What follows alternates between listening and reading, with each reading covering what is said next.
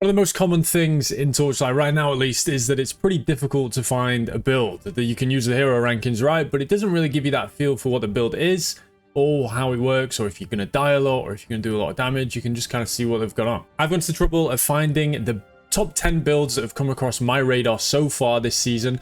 Granted, they are expensive. This is the best builds that I could find. But it's not all encompassing. There isn't one of every hero trait. There isn't one of every hero. If you want to submit a build to add to this list of builds that I'm kind of trying to bring together, so everyone's got kind of one place to look for anything that's got guides, or if someone's, you know, responsive, you can ask them for help, or if they've got builders or stuff like that, we can get a nice little list going. So I've put together 10 builds already of the top 10 that I've found so far. And we're going to kick things off first of all with the cast when channeling Thea 2, the incarnation of the gods Thea. Now, if you're not familiar with how she works, she stacks agility blessings to gain additional bonuses, like additional damage to full life targets. You might be thinking, well, enemies aren't full life for very long. Well, that's where your last hero trait comes in. You'll be able to force enemies, right here, when dealing damage outside the divine realm, enemies with a higher life percentage than you will be considered full life. So what this means is you reserve all of your life, and then everything's always considered full life, and you deal a lot more damage to them because of this first trait, divinity. Now with spells, of course, focus blessings are typically the way you want to go, so you have to use this legendary memory, crossing the divine threshold, so that the increases and decreases to focus blessings apply to agility blessings. So I end up getting about 19 of each, 18 agilities, and I think I get up to 19 focus when I'm actually building them. And you know, you get a lot more additional damage because of that. So mine isn't perfect yet. 2020 would be the ideal. But the idea is that you use Path of Flame to trigger your precise Kesselman channeling to proliferate all these rings of ice and just deal loads and loads of damage, because you're going to get spell burst, and you're going to be able to scale that by scaling cast speed because of the major talent in the Magister tree that gives us play safe. It's called 100% of the increase decrease of cast speed also applies to spell burst charge speed. So all that cast speed that we're going to get from the build also applies to our spell burst speed. So when we cast once, you can see the spell burst goes up to 5 very quickly, and then obviously this deals a lot more damage because of the mods we've got on, like our staff. This says 107% additional damage for skills cast by spell burst. So this build, it destroys T8, as you can see from the footage behind, but it also can, you know, get up to those really high damage numbers, potentially do bosses. I haven't really tried yet, but they can do, like, you know, the 8-4 watchers that are kind of like uber watchers. They're quite difficult and tanky. It takes those out pretty reasonably. You do have to do a bit of a gem swap because it's annoying to run around in some of those fights. I just went for using Thundercloud rather than using Path of Flame when I'm against bosses, but you could just use Path of Flame if you really wanted to.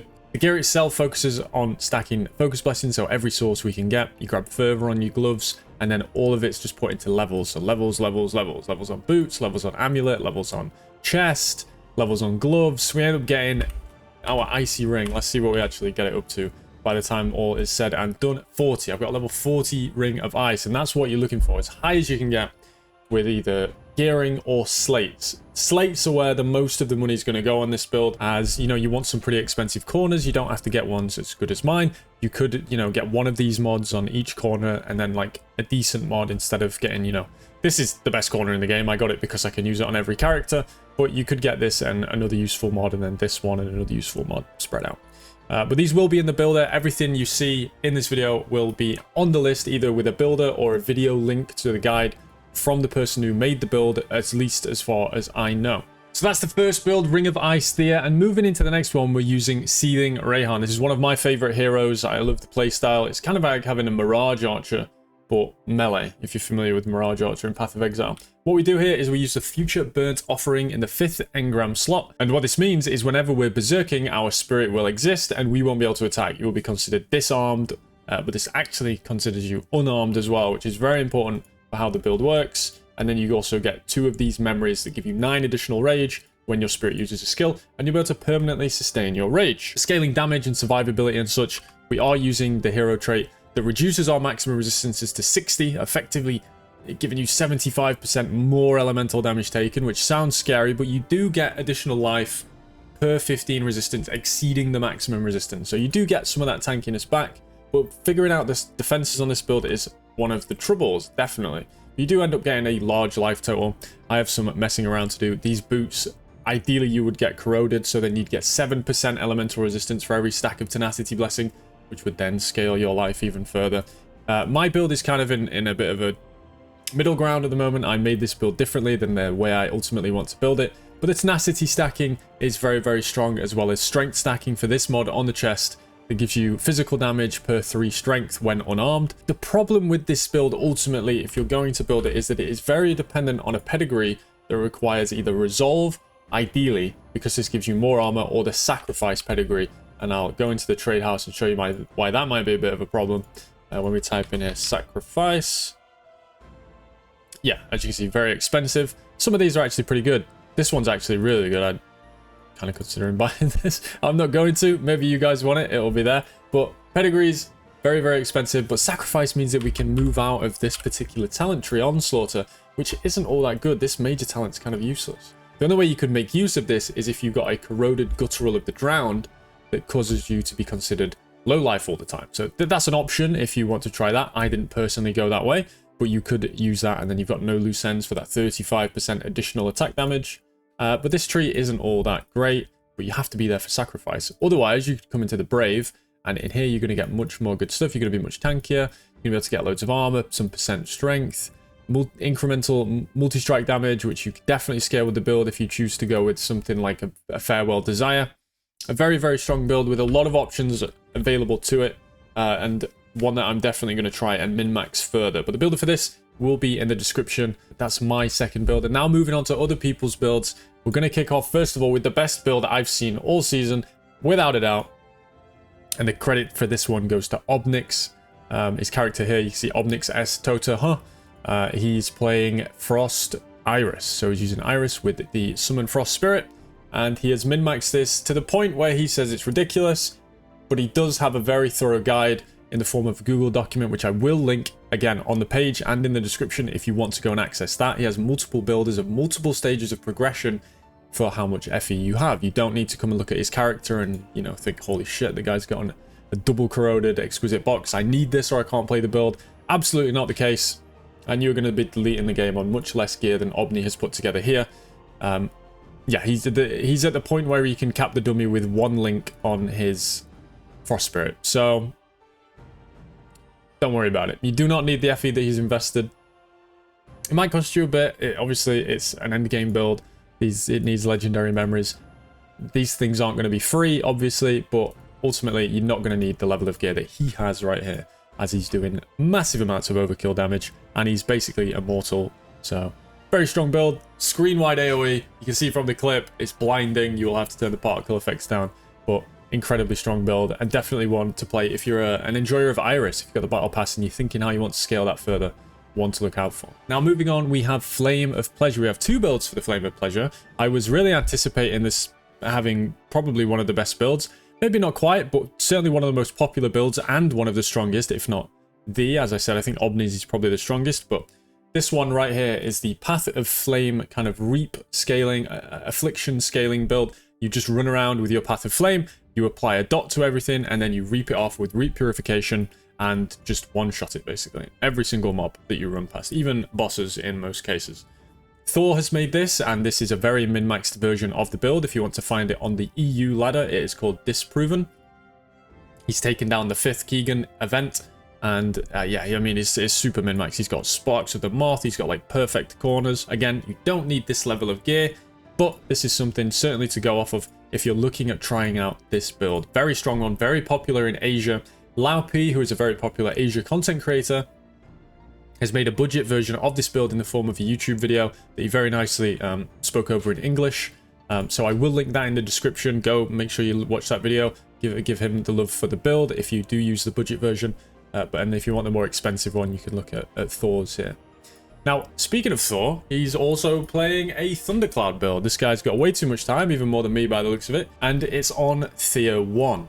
So she's back from the dead. She's got some good builds this season, and the reason for that is largely due to a snapshotting effect that she can actually create with memories. So the Sanity Sphere memory, you can obviously roll this with a modifier that says additional damage for the next main skill for each stack of blessing that Divine Punishment consumes. So you stack as many blessings as you possibly can.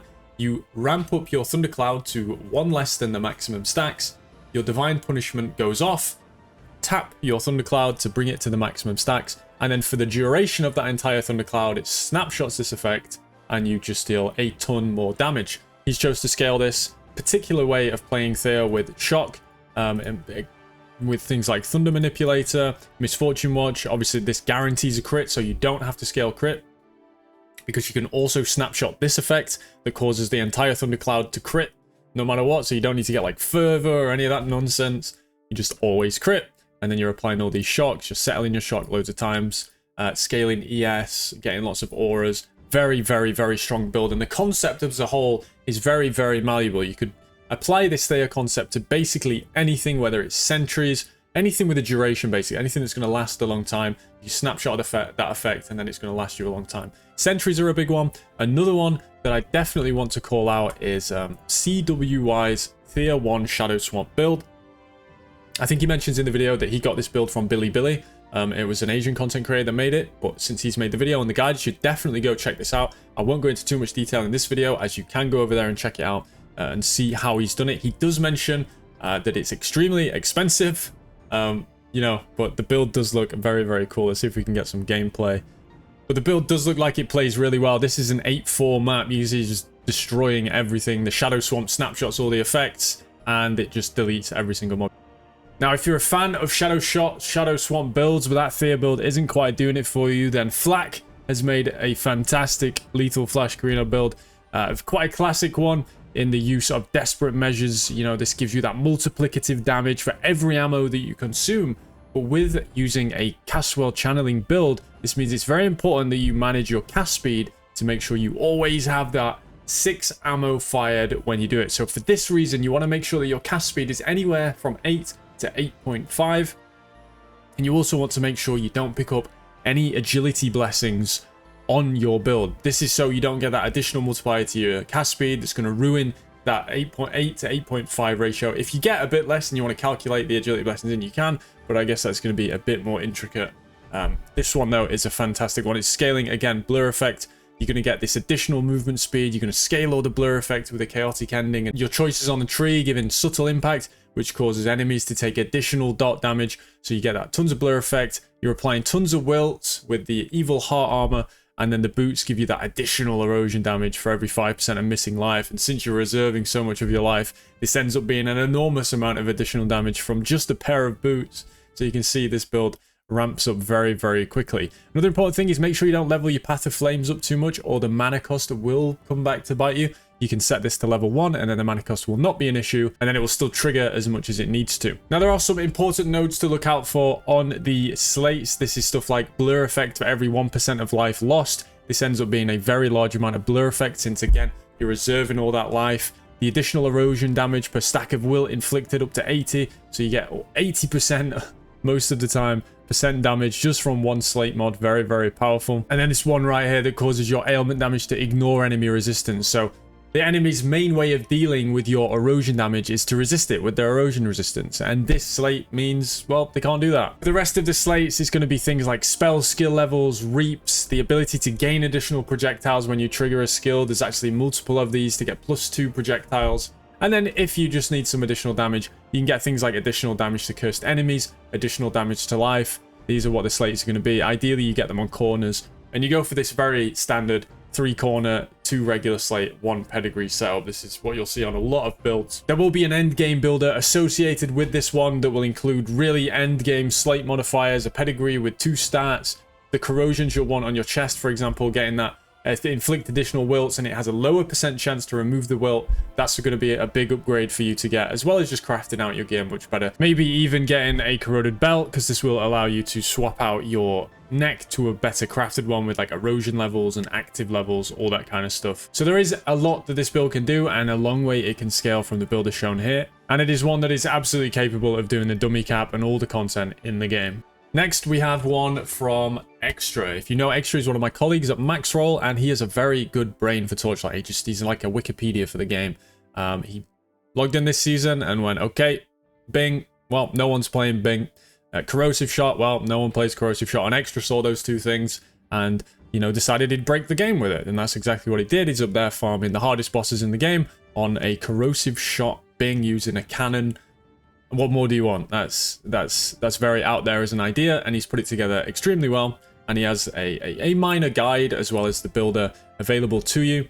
As a quick overview, what he's doing is he's scaling blur effect as well as getting tons of additional levels, parabolic splits, projectile quantity on that corrosive shot. So he basically covers the screen in this purple goop that destroys everything, and then he applies a massive reap that deals absolutely tons of damage. You can see in the footage of him fighting the third invitation new boss that when the reaps start kicking in, you can see just how high that damage is. Even some of them hitting for 40, 50 billion. So very, very strong build. And if you're a Bing enjoyer, you got him last season and you're kind of missing playing him, definitely want to check out a quite intricate build. But if you follow Extras Builder, and he's active in the community, so I'm sure if you have some questions, he'll be willing to help you. Just don't bombard him. Yeah, very good build. Next, we have an Erika build. And Erika has been pretty quiet this season. The only thing I've been hearing about Erika is how good this Ghostblade build is. And then I saw it in action and I had to agree. This thing looks incredible. Farming Path of the Brave, stuff like that. On a reasonable budget, not too expensive. Where is she? She's right here. We'll check for Ghostblade. And you can see these guys that have min-maxed it the most, they're using things like Long Night to get all that massive amount of additional erosion damage on their gear, huge amount of additional attack speed, scaling the hell out of crit damage with Prisoner's Ring, and it's on like every piece of gear. You use a shield, so you get that additional sentry, and then you get jumps, and you just dash around. And it's that typical Erika playstyle, except you get to use sentry, so you're free to just zoom around as Erika as you wish. And a very, very strong build. You can see the footage behind me right now, obviously farming Path of the Brave 5, which is a very difficult form of content, and this build seems to take care of it pretty easily. Even in the footage, this is Strictly Supreme's build. He's sent me the footage very kindly, and he says it's not even min-maxed that much for him on his side, so you can see just how far this build is able to go if you are willing to invest that amount of currency into it. Then finally, we have Tenkei's Flame of Pleasure Arrow Einherjar build. He's also doing some snapshotting stuff, some tenacity blessing stacking with Divine Ember. He's got 8,000 life. Very tanky, very capable build of taking down on that end game content. And Tenkiei has a very thorough guide on his YouTube, so you're gonna have everything you need if you want to play this build from scratch. You can go there, check out what he's done, and you know, you're gonna have the video to draw from. You're not just gonna have me waffling about the build. You've actually got a 20-minute informative Tenkiei guide, so you're gonna have everything you need to play this build, and it does look like a good one. I'm sure he's taking it even further than when he made the build guide, so maybe there'll be some more about that. But that just about wraps everything up. Those are the builds that I've seen so far that I think are really cool and can take down most things in the game, if not everything. Now, if you want to share your build, you think it's one that I've missed or one that has eluded me and it hasn't gone to my radar, then be sure to let me know in the comments. Add a builder. We can check things out. I just want as many builds as possible for people to play, because that's what this game needs. People need to be able to find a build immediately and play it, and I think we can work together to make that happen. So I appreciate you all, and I hope you like these builds. If you try them out, let me know how it goes, and I'll see you next time.